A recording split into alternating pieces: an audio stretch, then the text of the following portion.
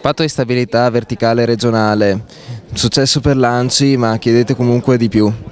No, non è che tanto che chiediamo di più, sostanzialmente vi è questa impostazione nazionale che trasferisce alla Regione gli 816 milioni di euro per suddividerlo nel patto di stabilità verticale fra i comuni, ma secondo noi la Regione dovrebbe mettere a un certo punto almeno quanto ha messo l'anno scorso, per consentire ai comuni che sono in grandissima difficoltà, decisamente difficoltà superiore al 2011, anche quest'anno di rispettare il patto di stabilità, che sarebbe poi un successo per le amministrazioni comunali e con i cittadini che avrebbero grandissimi vantaggi.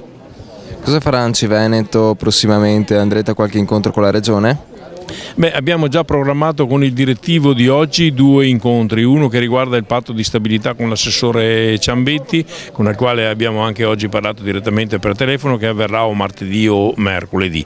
La seconda questione che abbiamo in animo sempre con la Regione è la questione della conferenza dei servizi, la conferenza delle autonomie, perché dobbiamo decidere la questione delle province. I comuni non possono non essere protagonisti in questo grandissimo cambiamento che è istituzionale, ma anche di comportamento, di metodo del cittadino, che non avrà più la provincia come riferimento o non avrà più le province tradizionali. Ci saranno la provincia di Verona e la provincia di Vicenza, poi ci sarà un'ulteriore provincia più o meno Padova-Treviso, come sarà un'ulteriore provincia più o meno Belluno-Treviso e la città metropolitana di Venezia. Quindi grandissimo cambiamento sul quale i sindaci sono chiamati ad esprimere le proprie opinioni.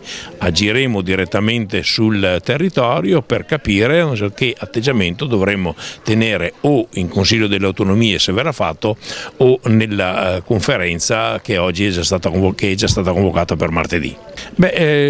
Chiaramente il grande motivo di discussione saranno le funzioni, ma sarà anche una questione logistica, quindi di territorio.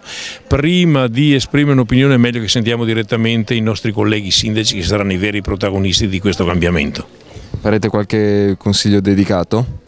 Sì, faremo un direttivo, ma poi andremo sul territorio, come ho detto prima, Padova-Rovigo con un punto di riferimento, Treviso-Belluno il secondo e la città metropolitana il terzo. Non vorremmo che venissero fuori, come dire, delle province a macchia di leopardo, ma con un territorio uniforme e consolidato.